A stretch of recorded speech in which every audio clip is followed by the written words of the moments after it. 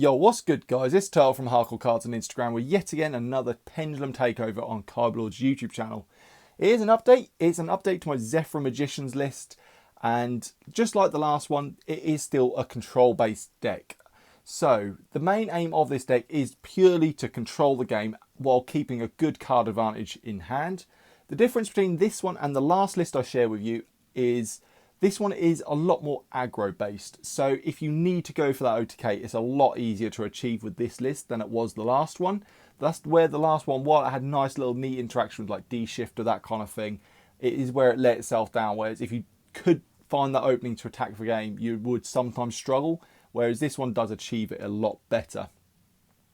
I've seen a little bit of success with it as well, this particular list. Nothing too major, just on a local level, a few first places, second places, that kind of thing. And honestly, if regionals were happening right now, I would be taking this list as well because I absolutely love it. And it's got so many nice little neat interactions and it's just working perfectly for me. And yeah, I just can't wait to share it with you as well. So without further ado, we will get cracking, starting us off with the monsters. Stardust, Black Rose, No Hope, Life Low. Alright, I'm set, I got my deck. I'm about to head to my homie crib next. I got a brand new combo with some chicks. I'm about to burn them for 8,000 quick. Got it on standby so you can't draw. Main face ain't shit, go to your school face, that mean you lost. That's how it be. So kicking us off for the monsters, we of course have the ZEFRA lineup. Nothing too much has changed in this from the last one. We still played the 3 ZEFRA, that is the main go-to. The 2 ZEFRA, and we have changed this one up a bit. We have gone for the 1 ZEFRAXI instead of the level 4 scale 1 ZEFRA.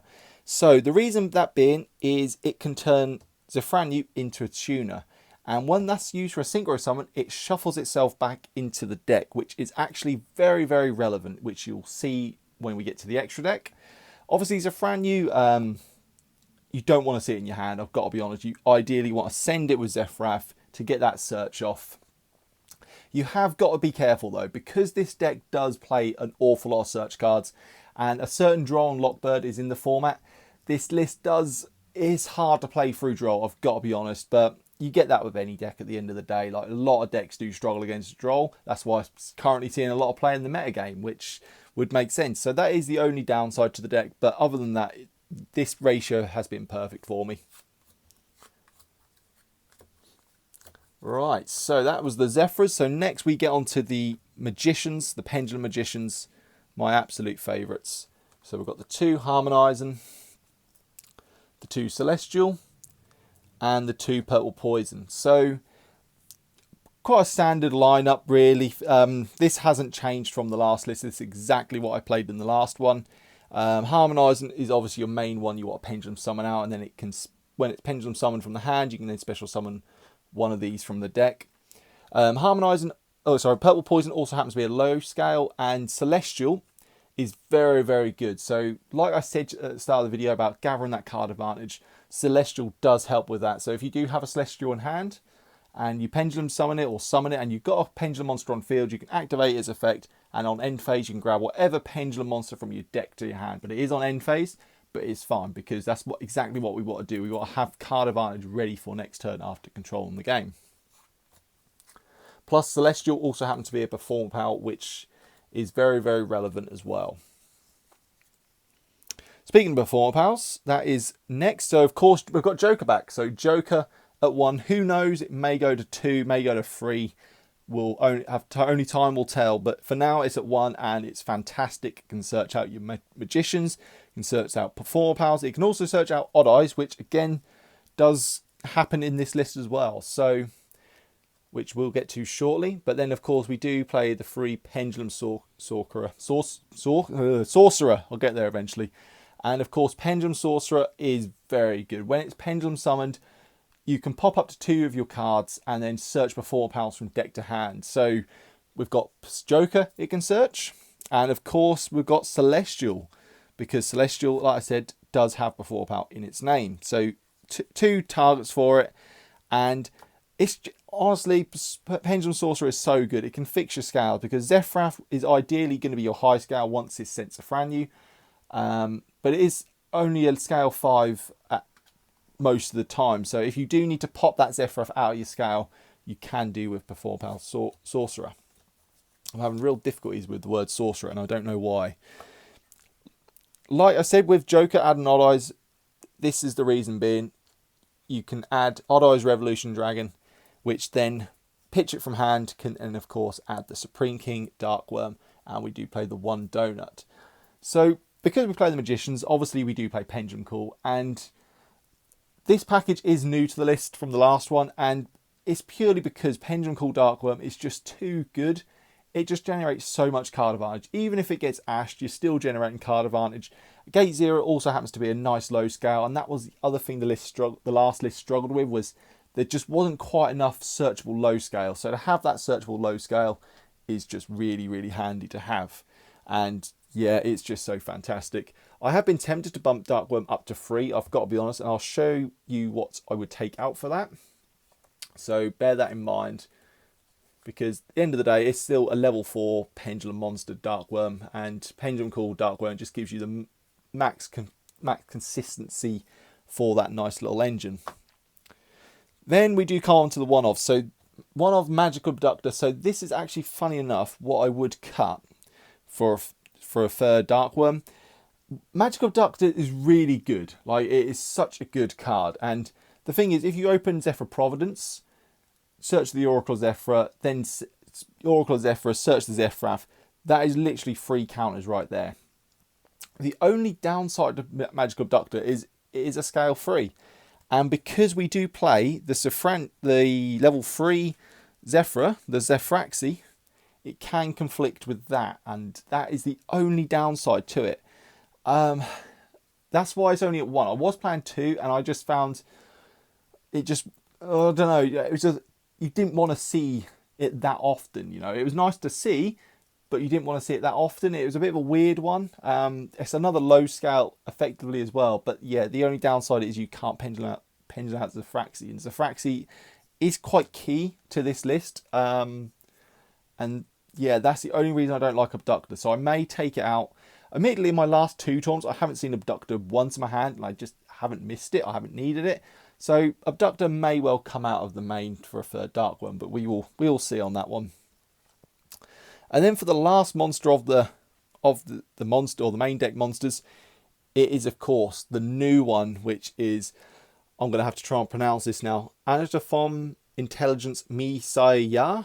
If I got that right, I think I probably butchered that whole thing, but there you go. So, actually a very, very good card. It's a scale 0 to start, and the scale effect is actually really good. Like, especially if you go up against, like, I don't know, Sky Striker, Eldlick even. It's so good. So basically any card which isn't a monster card that gets sent to the grave is banished instead. So yeah, against like Sky Striker, it is actually crazy. But the most important thing is actually its monster effect. So like I was saying earlier, you're adding cards to your hand, and it's usually on end phase. So the idea is you add this, and that's in your hand, ready for next turn. It's a 2,500 beta, which, like I said, if you're going for that OTK, this deck is a lot easier to achieve that with. And not only that, it has a really annoying effect. So even if you open it and your end board ends on this, your opponent has to try and plan a way to get rid of this, that being their main concern. But they've also got to obviously play around anything else you have as well. And its effect reads, any monster which is summoned, you have got to remember it is yours as well. So you ideally if you're going to summon this, you want to do it on your end, or your last thing you do. So like your Verte plays type thing. So that's the last thing you want to summon, is this. So you'd send a Pendulum monster from the scale, or from the monster zone, I believe it is, to special summon itself. And then any monster which is then summoned on the end phase of that turn is automatically sent to the graveyard on end phase. But obviously, I believe that does have to stay on the field. But that's exactly what I mean. Your opponent will have to try and play around that. But its main use is purely just for that follow-up play, just to get that extra damage in. It also has a big 3k defense booty on it as well. So it's quite chunky at the back as well.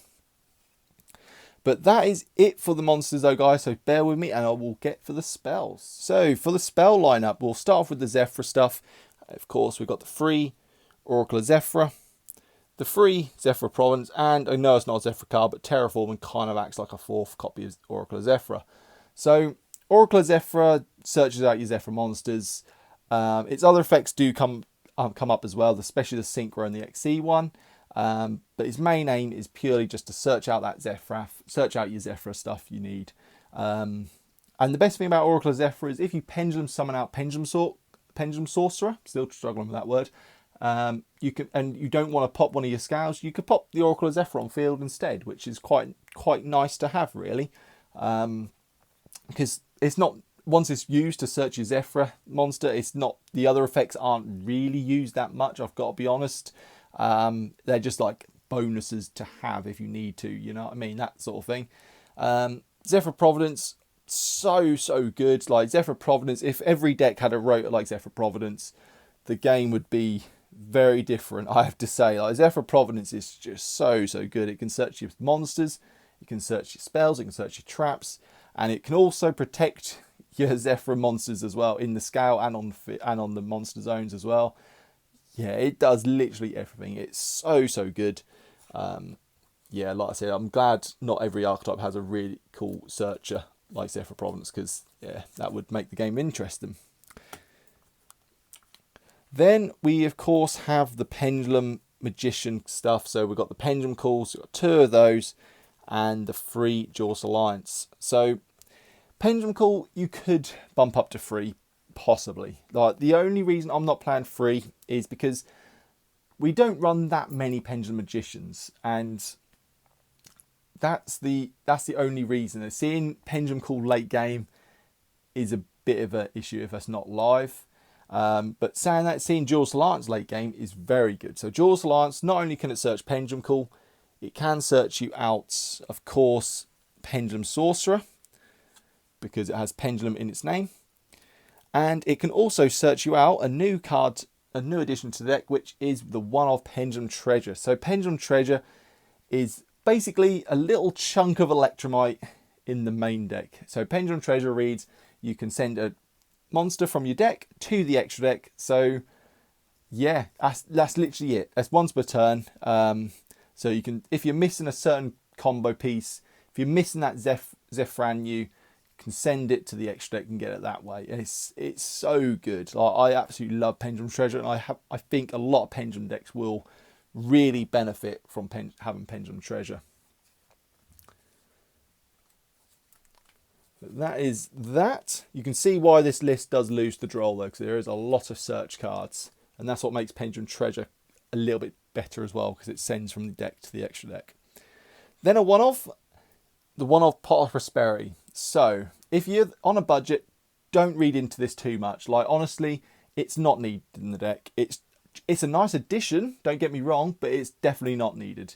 So my way of thinking of one-off Prosperity, you'd play an Upstart Goblin at 1. Upstart Goblin is only obviously limited to 1, so you'd play an Upstart Goblin. But the thing that Prosperity gives to the deck is, if you do see it late game, you can banish your extra deck monsters, which are the Pendulum ones, instead of your actual extra deck, which is very nice.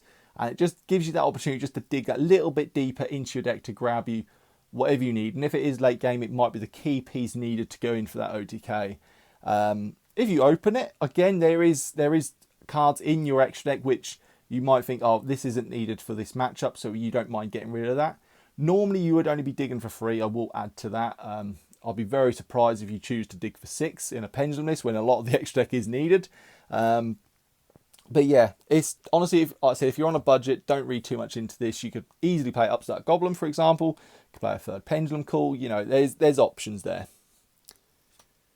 Then the 2 traps. So we only play the 2 now. So we did run a little Magispector engine in the last list, but this is just the 2 we play here. It's perfect. I was finding with the last list, I would like open up too many of the cards you don't want to see, and that was the problem with the deck. The thing is with Pendulums, for them to work, I know it sounds daft, but you need to see your Pendulum monsters and your Pendulum actual cards. And while you're playing stuff like traps and stuff, it does get a bit risky. It's the same with hand traps in Pendulums. Like hand traps are actually bricks in Pendulums, you know, because like you want to see them, but at the same time, if you see them and you don't see your scales and that kind of thing, not really doing a lot with it, you know. So yeah, but these two are perfect. Honestly, if you open one, it's usually okay. You then just search the other one. The only thing you've got to bear in mind is 9 Pillars of the Yang can only be searched with ZEFRA, whereas ZEFRA Divine Strike can be searched with ZEFRA or ZEFRA Providence. And yeah, both just very, very good pieces of interruption, especially 9 Pillars being able to shuffle cards back into the deck. It comes up an awful lot. Can also out Dragoon 9 Pillars as well, which is rather nice. But that is it for the spells and traps. So now we will get on to the extra deck itself. Right, for the final bit of the deck profile is, of course, the extra deck. So starting us off with the links, we've got Gravity Controller, IP Masquerader, Selene, Queen of the Masked Magicians, Access Code Talker, and Underworld Goddess. So Gravity Controller is just a nice way of linking ZEFRA away, especially if that ZEFRA is in the extra monster zone. You can link it away, and then that means your Divine Strike will be live, that kind of thing. And not only that, its monster effect is actually very good as well. Like, it's really good card. Masquerader, just a generic link to. Most of the time what we'd do, we'd use Masquerader and a spellcaster to then go into Selene, just so it gives you an extra material ready for access code. Obviously, access code is very expensive. It is very good, and that is the thing. That is expensive for a reason. It is a very, very good card.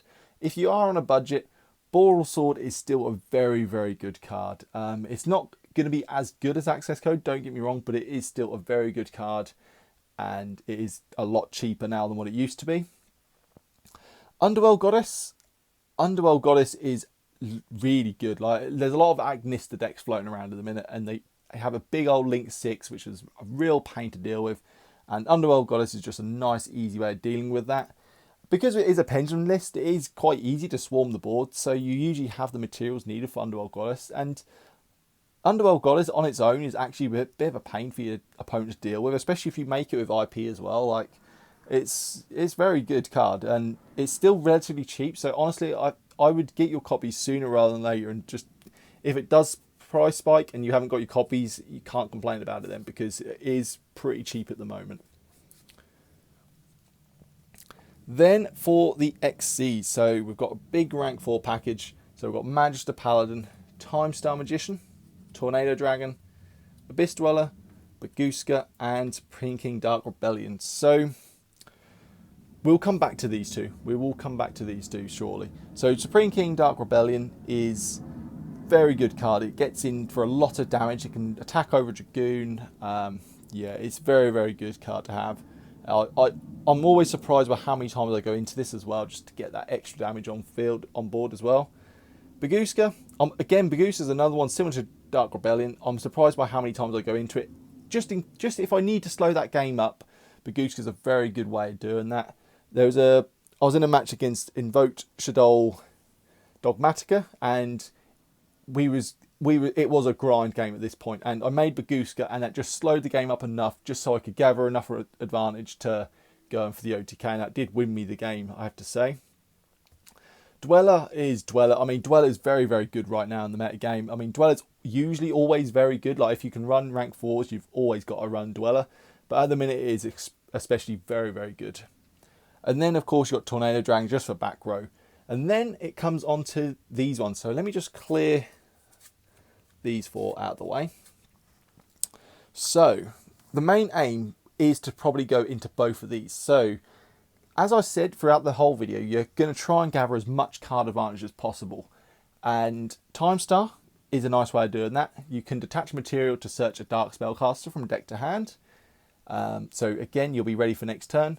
The same with Magister Paladin. Magister Paladin, when summoned, you can, on end phase, search your deck for a pendulum monster. So any pendulum monster, so very similar to Celestial, from deck to hand, but it is on end phase. But it is on it's on its summon as well. So you can summon it out, activate its effects, and yeah, but it resolves on the end phase. So that's already 2 cards you got there. Plus, if you got Celestial activating its effect, you'll get another card as well. So you're going to have lots of cards in hand. And then what we do with these 2, we overlay them into your Topic Future, and then overlay again into your Topic Draco Future. And your Topic Draco Future is a beast. Like, I cannot explain how good this card is. It gives your opponent so many headaches to deal with. It's basically a monster effect negator, but if that monster happens to be on the field, you can also steal it. And yes, that will steal Dragoon as well. It's a nice steal for Dragoon. And not only that, it can't be destroyed battle or card effects. So yeah, they have to be very, very specific with how they get rid of it.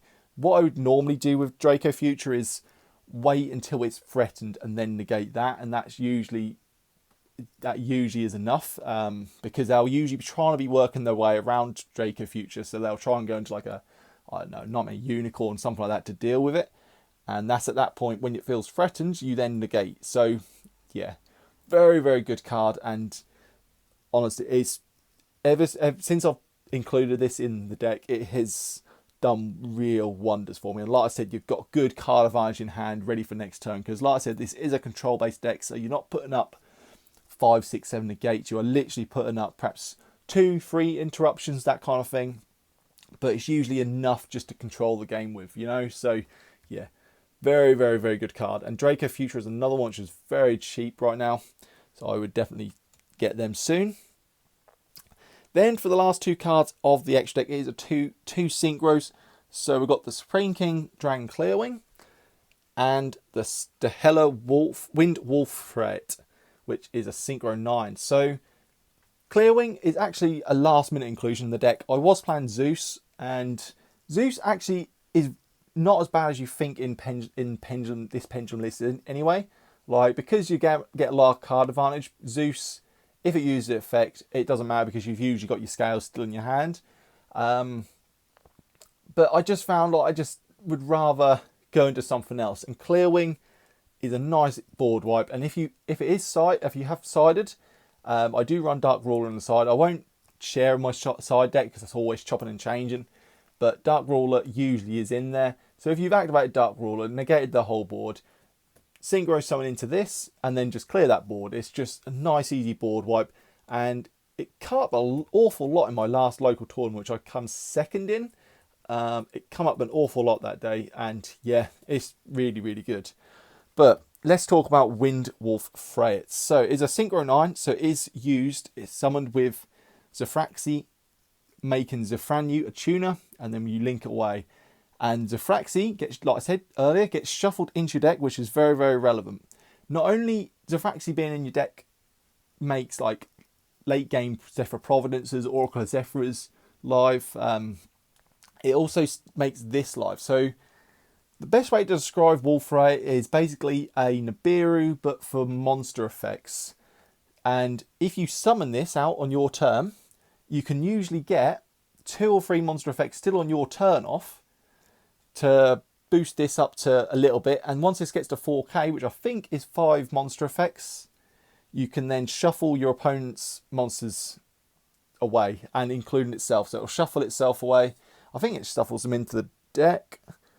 So if this card attacks 4,000 or higher, quick effect, shuffle both this card and all your monster your opponent controls into the deck. So yeah, and like I said, your opponent's got 5 monster effects, but if you have summoned this on your turn, obviously, and you've still got some monster effects to use, they will count towards that. So you can like literally 2 or 3 monster effects on your turn, past turn, and your opponent can literally only activate 2 monster effects before this effect comes live. And because it does shuffle itself back into the extra deck, and because the Zefraxi shuffles itself back in, you can then keep summoning it out. And honestly, it's very, very good.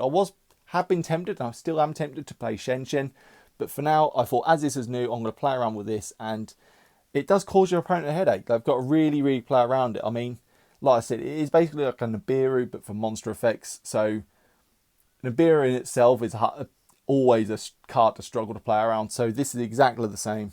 And yeah, I've been absolutely loving this card in the main. But that is it for the deck profile though, guys. So I hope you guys enjoyed it. Make sure you follow Hardcore Cards on Instagram, because I will have a combo video on there shortly. As soon as this deck profile drops, give it a week or so, and I should have a combo video to follow up on for this particular deck profile. So yeah, hope you guys enjoyed it, and let me know your thoughts down in the comments. And until the next Pendulum Takeover, guys, we'll see you again.